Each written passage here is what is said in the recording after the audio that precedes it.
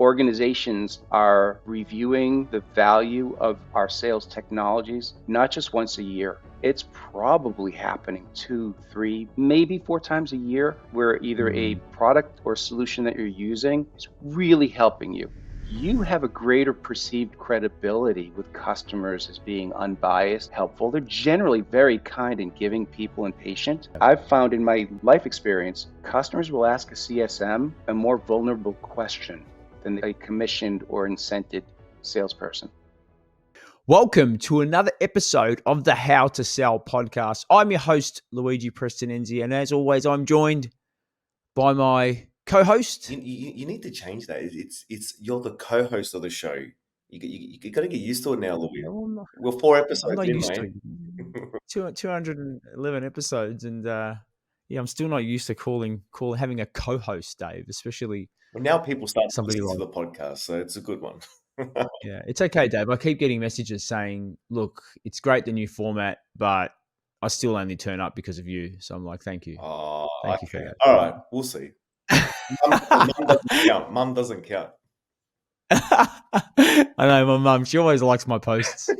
Right? She's like, "Is she on LinkedIn?" My mum's on LinkedIn. What's her role? Luigi's mum. Yeah.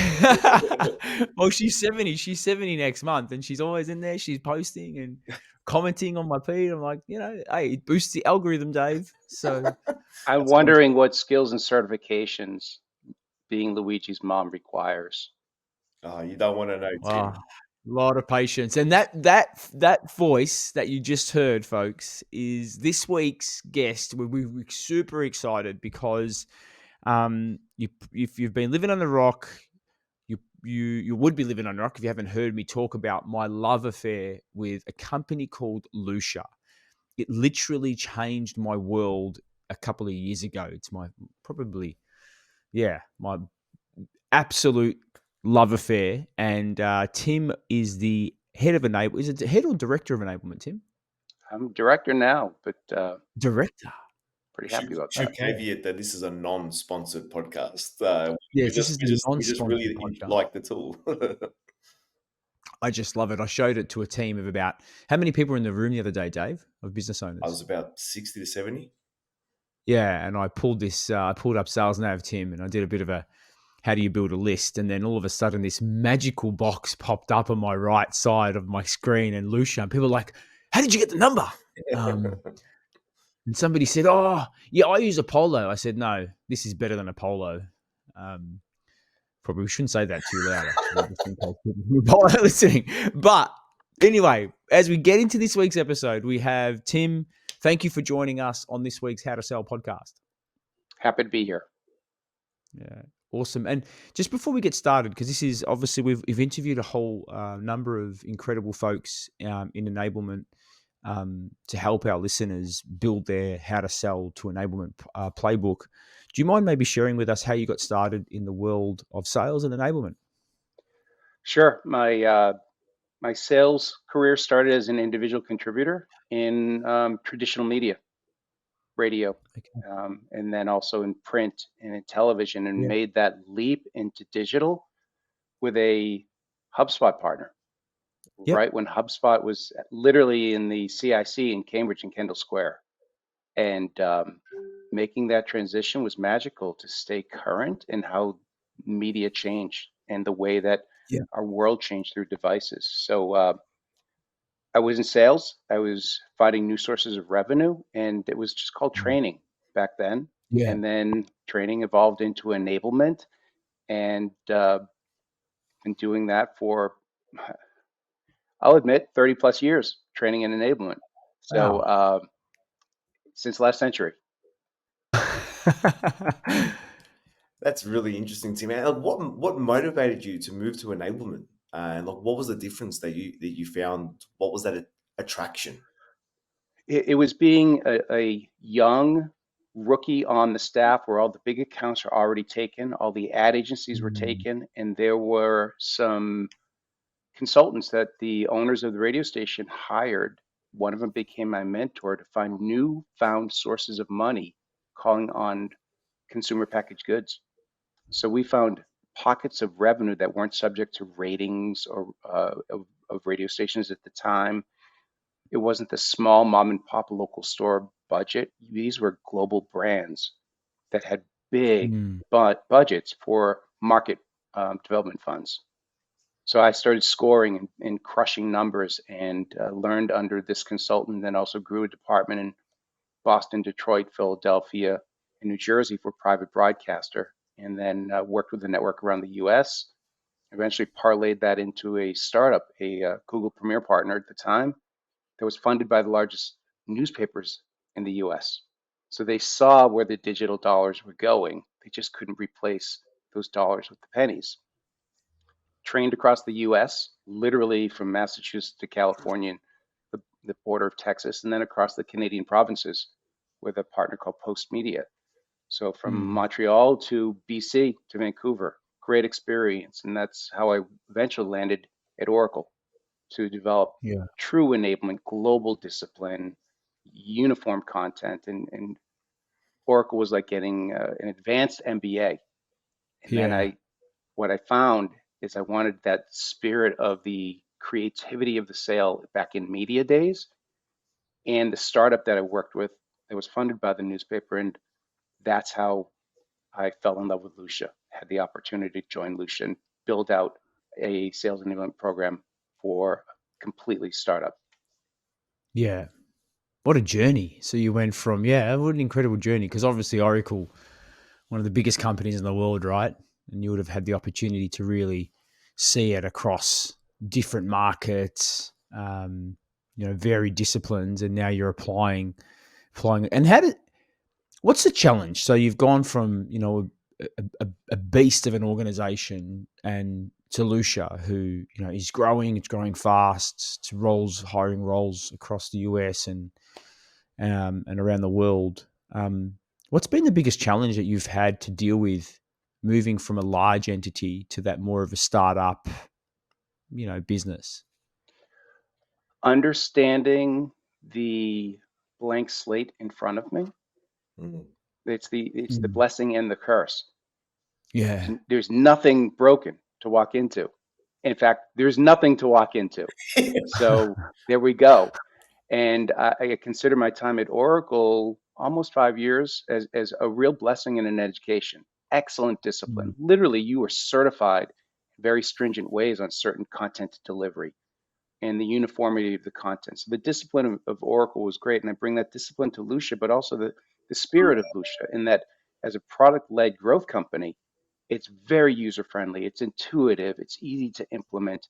And fortunately, people like Luigi and a lot of customers love Lusha. And it's a Mm. growing space, as you know, that we've got some fine competitors in the space. So what's it like? Some days it's brilliant, and some days it's the face palm emoji where you go, you what? Okay. So we're growing and appreciate that. Tim, I'm interested. Like, what number employee were you at Lucia? Because director of sales enablement, when we talk to people, it's usually a role that people think you need to be at a certain size in order to get someone in. But it seems like, and it just seems like, and you can correct me, where you're quite early in on Lucia, and they hired this role quite early on, or am I wrong? Um, I'll say that I wasn't. Won't say that you're wrong. I'll say that I wasn't an early employee. Lucia's 6 years old, and when I joined last year, there were already a few hundred people Okay. in Tel Mm. Aviv at our HQ. In the Boston office had grown from a co-working space to about 20, 30 people. And now I think we're upwards of 40 or 60 in the Boston office, which is primarily a sales office. Yeah. Okay. There Yeah. are some rules of thumb that CFOs will say X number of employees, a ratio of enablement. And that's one of the things that sales enablement struggles with, of justifying itself. And when I came to Lucia and started to talk to Mm. colleagues who were in similarly sized companies of 300 or so, some people actually had teams already of enablement folks. And also, um, someone had it. I almost fell out of my chair that day when she told me, "Yes, I have an admin for my learning management system, in addition to my Salesforce admin." I thought, Yeah. "Whoa, wow, holy head count, lucky you." So fortunately, I'm a lean organization for enablement Mm. based in Mm. Boston, but supporting Tel Aviv globally, and it's a one community. Yeah, and I really want to touch on this, Tim. When Lusha made the decision to hire an enablement professional, what was their motivation to do that? Like, what was I'll happening tell in you, their business? I'll Yeah. tell you, the table was set for someone to walk in and build an enablement effort. The Yeah. CMO at the time greeted me and she said, we've got PMM set up. We've got products set up. We have a growing sales organization that has hit a critical mass where the tribal learnings by manager are no longer enough. And one of Mm. the leaders actually said to me in the interview is that we've been successful. We now have to grow to a disciplined Yeah. approach and no more freestyling. Mm. And Mm. I'll describe it lovingly to my colleagues from Lucia who might be listening. Some days it's like a lot of different pirates all on their own ship with a knife between their teeth going out and selling. And we want to have a more disciplined, focused, and consistent Yeah. approach globally. It's gone from startup to grown up. It's that transition phase, Mm. right? It Just is. yeah. Mm. But it's really interesting you bring that up, right? Because you mentioned their growth occurred because I just signed up. I found Lusha.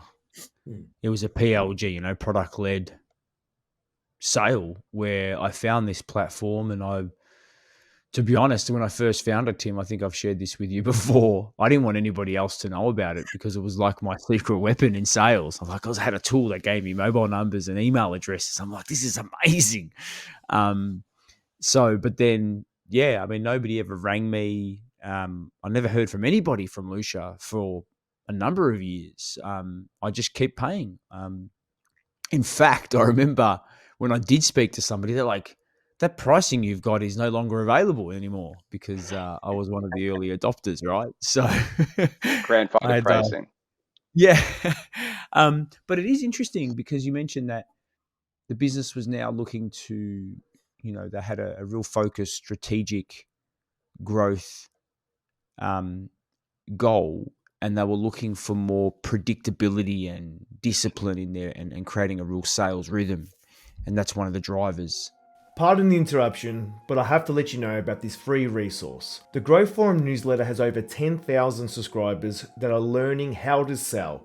Each and every week, we send you tips, strategies, and also some tools and tech on how to achieve the most out of your sales pipeline. If you're ready to level up, sign up for free at growforum.io/newsletter and get the first issue this week. There's a In point hiring. at which managers don't have the bandwidth to Mm, do that tribal training. And the good part about tribal training is managers often train and coach in their own spotlight of success. yeah. And many managers have never gone through the education of adult learning, Mm, the styles of the way people learn. Do sit next to me, do what I do, follow me, shut up, shadow me on this call, and then rinse and repeat.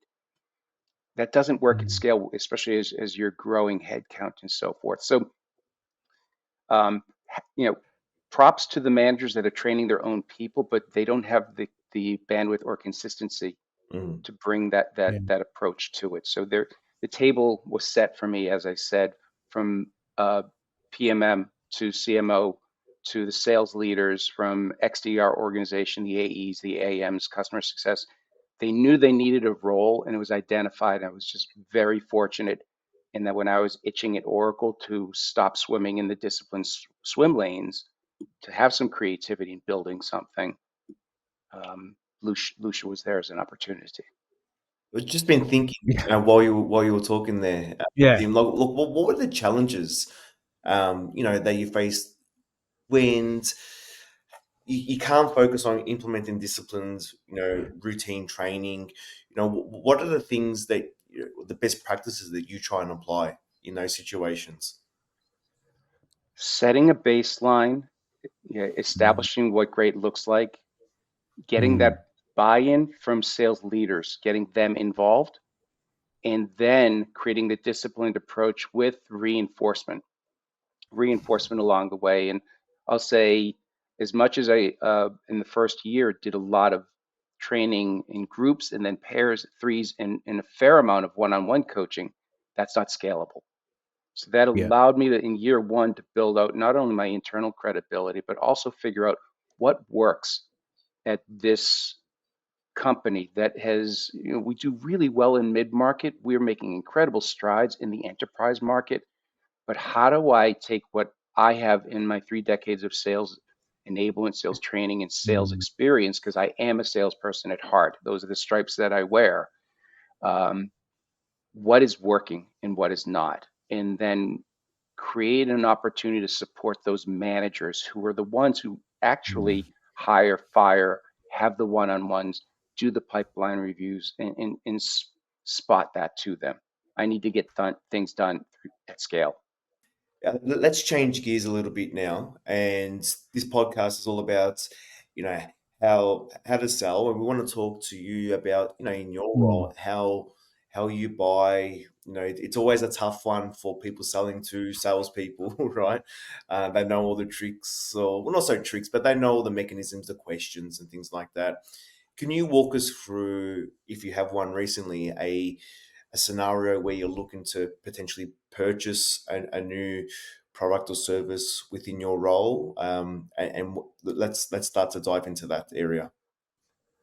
Sure. And for people listening, some salespeople might perk their ears up and go, "Oh, this guy's a prospect." Like Trigger event, folks. like Trigger event. trigger. Well said, Luigi. Um, every company, SaaS and tech company, rethinks their sales tech stack increasingly. And in the last year that we've had, it's my belief that organizations are reviewing the value of our sales technologies not just once a year. It's probably happening 2, 3, maybe 4 times a year, where either a product or solution that you're using is really helping you, and you hear it from the salespeople in the sales cubicles and so forth, and then you encounter some of the things that you've invested, and you go, it's not really buyer's remorse, but it's just I'm not sure about this, and we're reviewing some of our technologies right now. It's just early September. American football season starts. We're recording this, so the day we're recording this, NFL football regular season starts. New England, shout out to the Patriots. It's celebrating Tom Brady this weekend, so that's monumental. But I bring that up because this time of year, people are rethinking and planning and buying, going, should we look at this? The first of the year is usually the calendar year, a contract, but for us salespeople, we have to rethink, when's the expiration of the contract? When is it up for renewal? Is it auto renewal?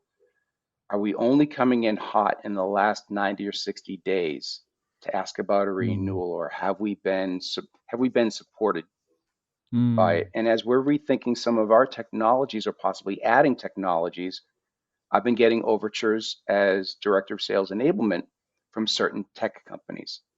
Yeah. And because we in the podcast and everybody listening, we're buyers, but we're also sellers. So I always look to see, what was the subject line? Did they show me they know me? Did they offer an insight? For those that I pick up the phone that have my mobile number, they've used one person actually said, I used Lusha to get your mobile number. That's great. And that being said, I will entertain the cold call. I will actually thank them for picking up the phone and cold calling me, because I believe that salespeople rely too much on automation and email and the passivity of social selling. But I truly appreciate that person that can smile on the phone, get through to me, and show me value real quickly. I'm watching some of the overtures from the vendors that want to unseat an incumbent. Yeah. And some started in midsummer, and because we're in early September, not one has persisted in over 60 days. Persistent. Okay, that's really interesting. Not one. and a couple had some really good messaging, but I'm not ready to entertain a demo yet, but I will for those listening. Mm. But a lot gave up, and it breaks my heart a little Yeah. bit because they're not aligned to my buying cycle. They were aligned to their own cadence, whatever Yep. platform they're using. They've teed me up in SalesLoft or something like that. Okay, I'm going to hit them this many times and leave them a message, one creative voicemail, an animated GIF or GIF, however we might pronounce that. But then they gave up.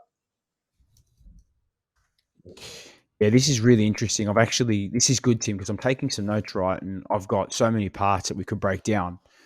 And I do want to go back to that prospecting piece in a moment around, your subject lines and show me you know me. But I think what's more important here is the short term focus versus the long term focus, right? And I think for most of us that have been in sales for a period of time, we know that I might engage with you today and you might not be ready to buy. Like you said, your buying cycle. In the buying journey, you're probably at a different stage because you've got a provider in place, or the problem that you're seeking to solve isn't a priority right now. It could become one in 6 to 12 months.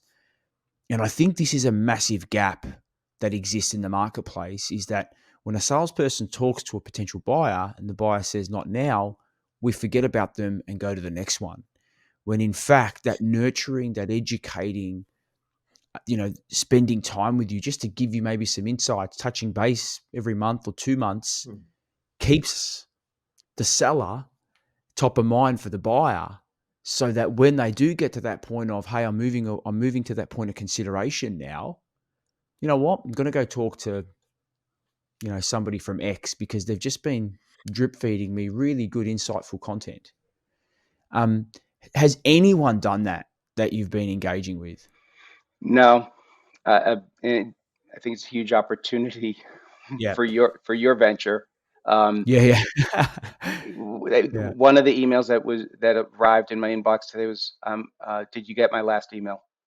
Oh, Yes, I did. I I know just it's didn't respond. it's still out there. I was like, God. no, oh no, I'm sorry for Yeah, you. no, it's still Um, out there. it's Still, still what about the thoughts? The thoughts one. That's the one Thoughts? that just Question does my mark. head in. Thoughts. the quick question. That one was hot. I'll say 7 years ago. Quick question. Yeah, I got that. I Um, got one that last night actually. yeah, Yeah. Or it worked should I back be then. speaking to? Yeah. Should I be speaking to somebody else, Tim? What about that one? Do you get that one? I got that one this week. Should I be speaking to somebody else at Growth Forum? Well, you can if you want to.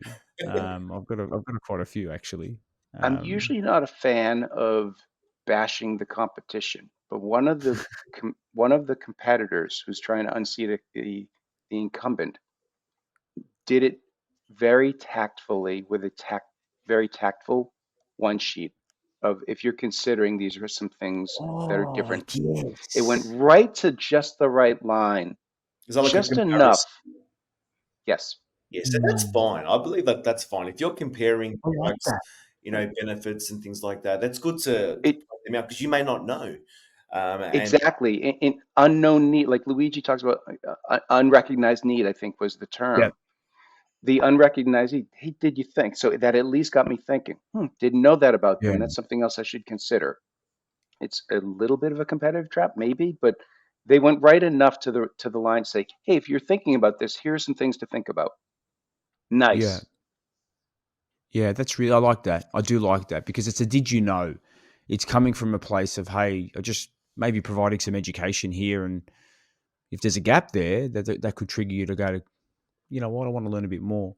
You've Um, inspired me that the call to action might be, have you mm, thought about, have you considered this? And maybe we could workshop that as just a concept of someone that's consideration and yeah. not in comparison stage. Have you thought about, oh, didn't know that. Thanks. I should know about that. Yeah. I really like that. And if we can just go back a step to that, so you're currently reviewing, we won't talk about which platform, right? But you're currently reviewing, and it's a renewal, right? So you're thinking about, do you renew or do you move to a different provider? Correct. What's driving that? Like, if it's delivering on its promise, what's driving you to think about changing? Little fails where the promise isn't being met. Okay. Little cracks in the That's wall, just whether there's a hack or a workaround. We don't have that yet. And I feel that pain of being on the recipient side, and Mm. usually it's us saying it's in the roadmap. Oh, Yeah. I heard about the roadmap from the other side of the communication. Okay, now I know how soul crushing that feels because I want it Yeah. sooner than great. And so, given that there's a couple of cracks, has your current provider, have they done anything to cement the relationship with you or try to create additional value that would keep you there, or have they kind of just left you go on your own? Do you have a great product but are struggling to reach more customers? Are you spending hours on sales activities that aren't generating results, leaving you feeling frustrated and discouraged? The Sales OS program is a step-by-step operating system that will help you slash your selling hours in half while rapidly growing your revenue. In under just 2 weeks, you can be well on your way to creating predictable revenue. In Sales OS, we'll show you how to build predictable sales pipeline, build lasting relationships with your customers, and sell more in less time. The art of negotiation and motivating and leading a successful sales team. If this sounds like something that you need in your business, visit growforum.io/sales and apply to see if you have the right mindset to achieve predictable revenue. The Sales OS program is your ticket to predictable revenue. Don't wait any longer, apply today. This is one of the problems of us being in sales anywhere. We've Yeah. had sales rep turnover, and I'll tell you Okay. the two things. This is for the smart providers who are listening to your podcast. The things that are keeping us with the incumbent are probably the best CSM I've had at any vendor from anywhere I've bought. Okay. Incredibly efficient, responsive, attentive, top notch. I've literally said to leadership in that company, how many raises have you given this person? nice. So it's not actually the So product itself; it's just been the connection with the yeah, human behind the product. it's the reliability, it's that insurance of insinuated insurance policy, and it's also unfortunately complacency. So today, two other stakeholders and I had a meeting, and we literally listed why stay, pros, cons, must haves. We revisit the must haves and need to haves because we've had changes in our organization. There are new stakeholders in this decision on the tech stack. So it's Yeah. reminding me to tell my salespeople, understand the frequency of turnover within a company, shifts within Yeah. an organization, different stakeholders. Don't assume because you have the contract and you've got a great CSM that they're gonna stay. We really have to worry slightly.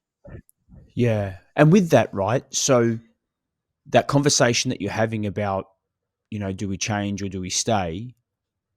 Have you spoken about the fact that if you do change, you might not have the same CSM? Yeah.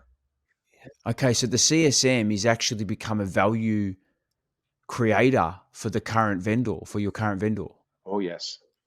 That's Ah, super okay. interesting, right? I can like Mm, from a business owner, I can guarantee they're not seeing their CSM as an asset like that, as a mm, retention, as a pillar of retention. Because yes, it's okay to mm. win a new deal, but retaining them, you're having to retain them. Yeah, Like what's happening with you now, Tim, every month or every year. This whole monthly recurring revenue, annual recurring revenue, it's basically a contract for a certain period of time, and then you need to sell it again. So that CSM is critical in that piece. It looks like so. yeah. Something to think about. I find that really interesting. Yeah, that's really interesting, right? Because I think sometimes people don't evaluate that in the sales process. They're not thinking about, well, what relationship does my prospect have with the current vendor, and who could it be? And if they don't determine that in the buying cycle, they're not able to address that in the proposal they put forward, right? So I think that's really interesting that you're sharing that. And Think about it with logo retention, Mm. mm, not only keeping revenue, upsell, expansion, yeah, additional licenses, seats, whatever. That's critical to companies. mm, And I say to our own CSMs at Lusha, you have a greater perceived credibility with customers as being unbiased, helpful. They're generally very kind and giving people and patient. And yeah, I've found in my life experience, customers will ask a CSM a more vulnerable question than they will a commissioned or incented salesperson. Mm. True. mm, Question, Tim. When you're looking at a vendor, you got the contract, you're ready to to start down the decision making process. Talk to me. Who's involved in sign off of the agreement? Do you need to get consensus across a few different groups, or you're the final decision maker? What does that look like inside the business? Are you turning this into a MedPick episode? No, promise not.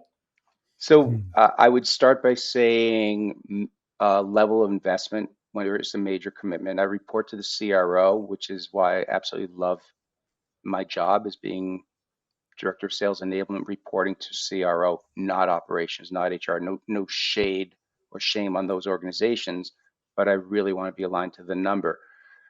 My recommendations have to go through a CRO on the investment level out of either an allocated budget or a found budget.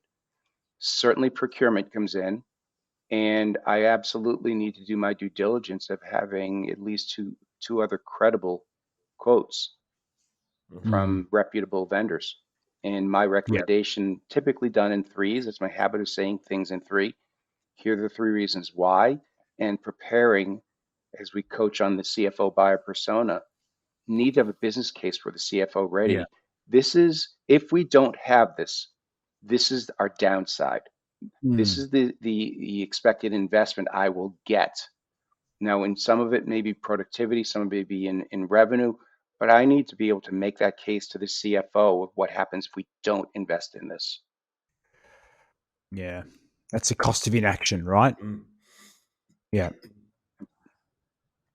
This is amazing. Like look, Tim, I'm actually, like I said, this has been really good for me because I've got a page of notes. But I just wanted to say, I know we could keep going on this, and we could probably do another episode, which is on that med pick. It's on the the business case requirements. But just for our listeners, where is the best place for them to connect and find you? Oh, LinkedIn, Tim Stansky. Okay. I'm open Yeah. to networking, big fan of you two for sure. And I will say that I always tell vendors the process or process, pick your Yeah. English. This is how it goes, but I warn them, you will be dealing with procurement. Yeah. You will. So Mm, and that's just because being a salesperson, having made my sharpest offer and trying to protect value and trying to protect margin, it's soul crushing to send a fellow salesperson to procurement because you know there has to be mm, something better yeah. than what was offered to me. Yeah. And also, just before we wrap up, this part of our segment, I just want to bring back because Tim did say something really, really important. He liked, somebody picking up the phone and smiling when they call. And if you've got the tool, you've got Lusha. This is a plug. You can get his number, right? And I just want to, maybe if we can go back to the day that we connected, Tim. It's been some time ago. But can you maybe share? I don't even know if you remember, but how did our relationship start? Oh, I remember the start of the friendship because I became a fan. It was an Yeah. overture by email, Yeah. um, sincere enthusiasm as a self-described power user, and Yeah. explained not just I'm a power user, how he used it. So this was Luigi's email to me. And I was fresh in my new role at Lusha, and I thought, who's this crazy Aussie? And that's the other thing. When someone comes into a new role or is in a building mode, they are in education mode. They are open to building things. They're bringing their life experience and probably their preferred vendors with them. But I knew I was open. And then when Luigi had a sincere conversation with me, I knew. So it was email. He showed me he knew me. He knew I was in the role. I think you knew that I was new in how, Yeah. where I came from, but there was the sincerity and the brevity of your messaging. And having worked with you and knowing what a great call opening looks like with an insight and asking some questions, the motivation question, it's a fantastic formula. So Yeah, well, thanks, Tim. No, well, mate, the feeling mutual. We've obviously developed an incredible relationship. But again, I think, like I said, for our listeners, you've got Lusha. If you haven't got Lusha, just download. I think you get like 5 credits for free to start with, and you'll be able to get Tim's details. Send him a note, tell him what you loved about this episode, and then you can tell him what you love about using a tool like Lusha. So thank you so much, Tim. Thanks for the contribution you make to the enablement community, to sales, and everything that you do, mate. cheers. Thanks, Tim. What a cracking episode that was with Tim, Louis. He's a weapon. Yeah, he's good. And I think it's not just, you can see that he's got like real experience, he mentioned 30 years. So he's coming from a place of knowledge, like a real deep knowledge. But what I found, and I can't wait to dive into this, he's worked at both like Oracle, beast of an organization, to that startup that's now growing up, that's turning into that larger business. So he's definitely got a very interesting perspective. Yeah, and what I found that was great, and what I've seen across the sales enablement people that we've spoken to currently, is that when they're sold to, they're actually trying to help the seller because Yeah. they feel the pain, right? My They've got that empathy, right? They do, right? Which is really good. Like I would have thought that they would have been a little bit hard and say, I know you're doing these, trying to use these questions on me, but they're actually trying to help the sale, make it easy for them, Yeah. which is really good. Yeah, I like that. It is interesting. People that have been in that role have an empathy, and they also feel the pain when somebody's facilitating, maybe not facilitating the process in the way they could, right? So that was really interesting as well. But look, if you're listening to the episode after episode, you're going to find a common theme here. Like Tim brought it up. He brought it up about persistence. So people stopping too soon.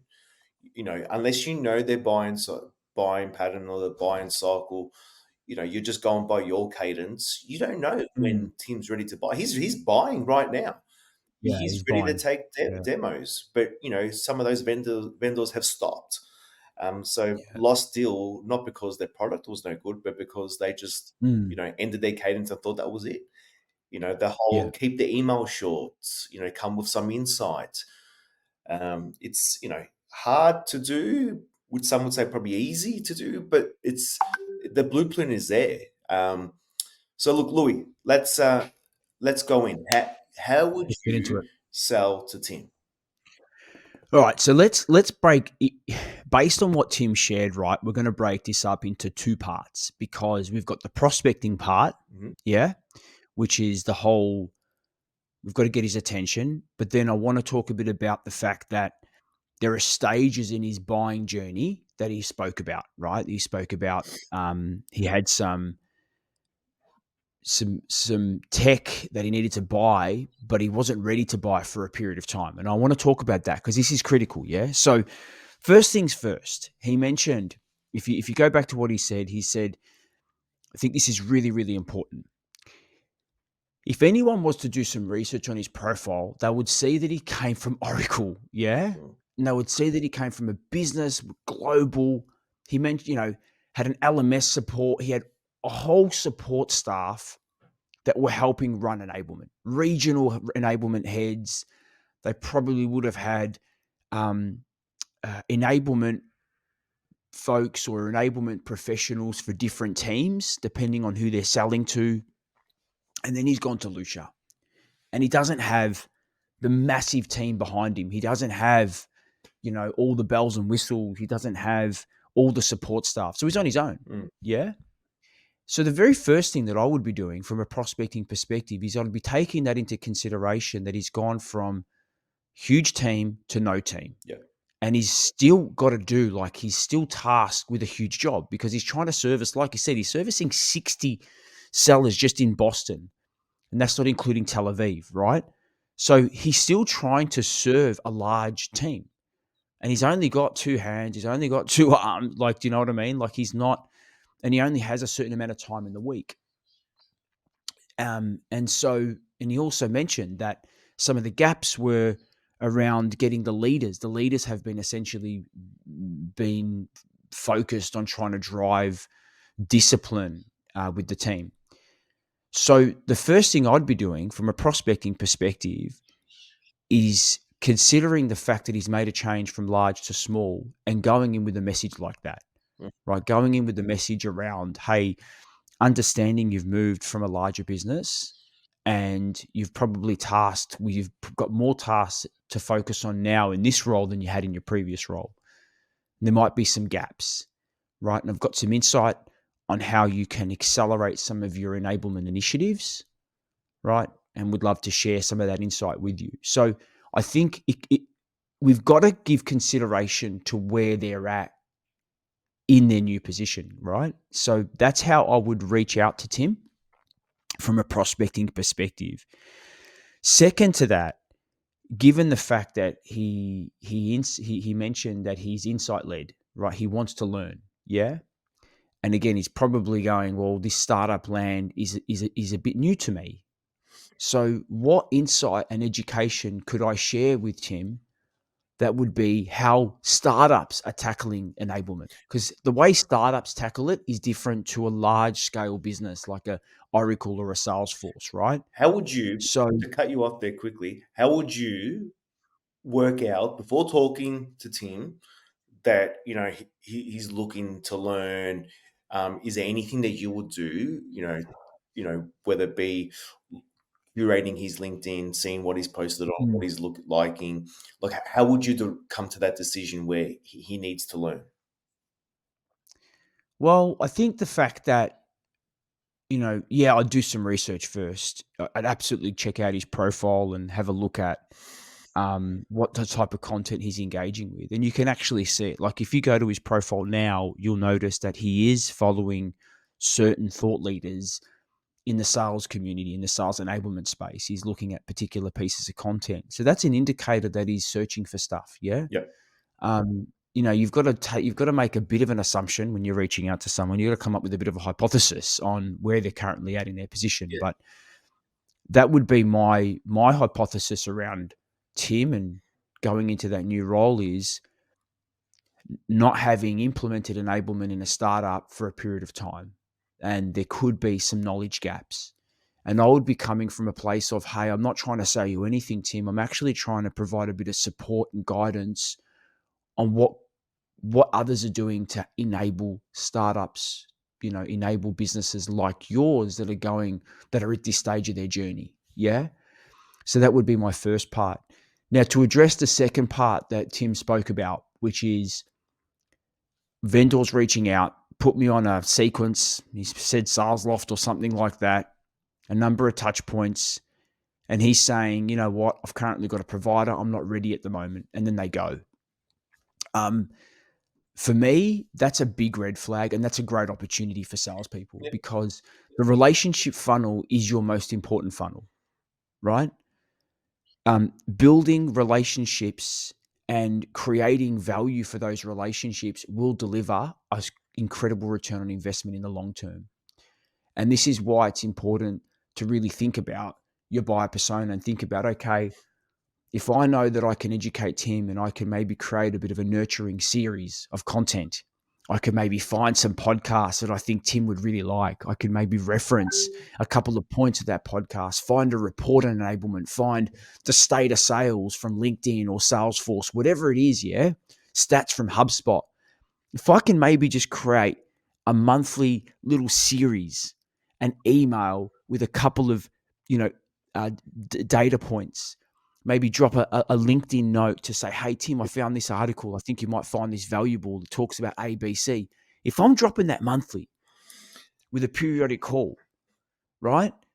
All of a sudden, if I do that for 12 months, what's Tim going to think about me at the end of the 12 months when he's got to come up to renew his platform? He's going to go, you know what? I'm going to talk to Luigi. And look, Luigi's been educated. that's not a lot of work, right? It's Some people not. are probably thinking, oh, God, I've got to do this every month. I've got 100 deals. Look, you can manage this within your CRM, schedule a task, make it manual so it's really relevant for them, right? Because like you said, you need to be there when they're ready to buy. But a lot of people will get scared, right? And I reckon scared's the key word, because they're scared of adding more to their plate. Because, have you ever come across that where?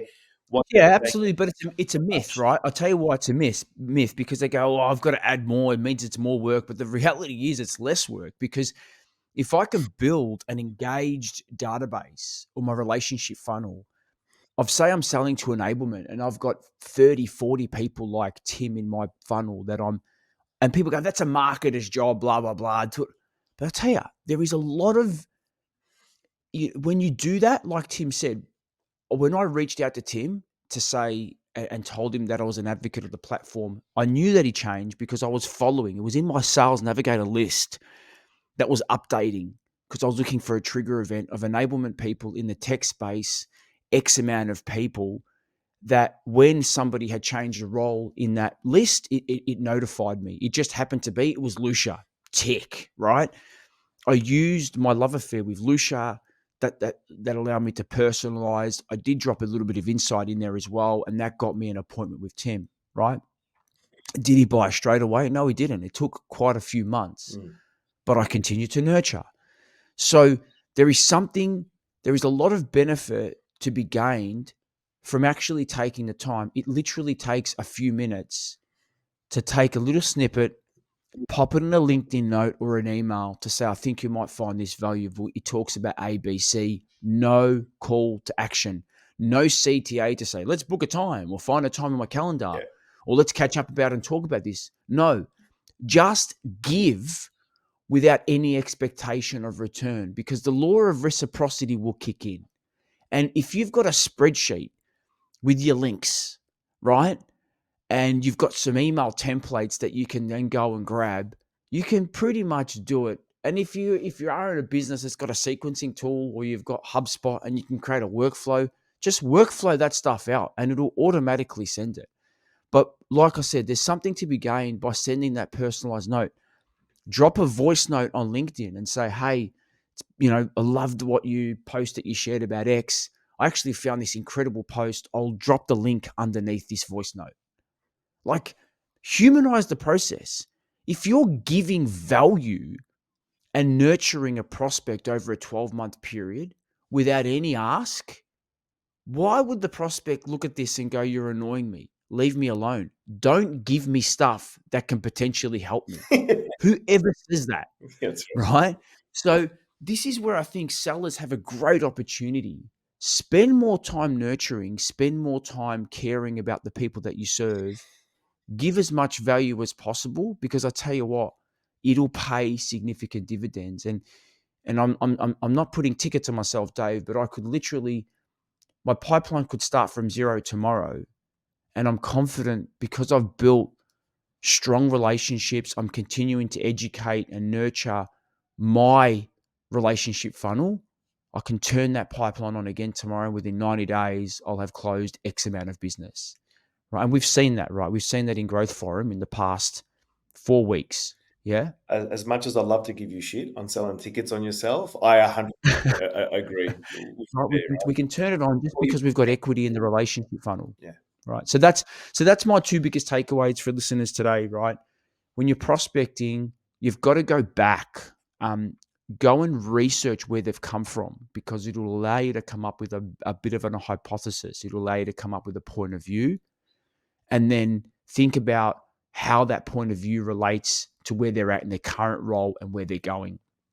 So that's from a prospecting perspective. And then from a sales perspective, don't always think that they, just because they're not ready to buy today, that means you just leave them alone and call them in 12 months when they've got to renew. Think about that nurturing process. How can you educate, and nurture and give? Because that'll ultimately give you a return. So there's my wrap up for how do we sell And to Tim in enablement. And I think with that, what a great way to end the show. We're almost at the 55-minute mark. So it was a bit longer, but there was a lot to get from Yeah. this one here. And we didn't want to leave any of it out. So thank you, Luigi. Thank you, Tim, as well. And if you want to find out more on how to sell and more information to help you in your role, just visit growforum.io. Everything's there. It's ungated. Enjoy it. And until then, we'll see you on the next How to Sell episode. For our listeners, if you want to get access, we've got actually a micro course that you can get access to that's on growthforum.io, it's a bit of a masterclass on how you can prospect and how you can drive opportunities to close.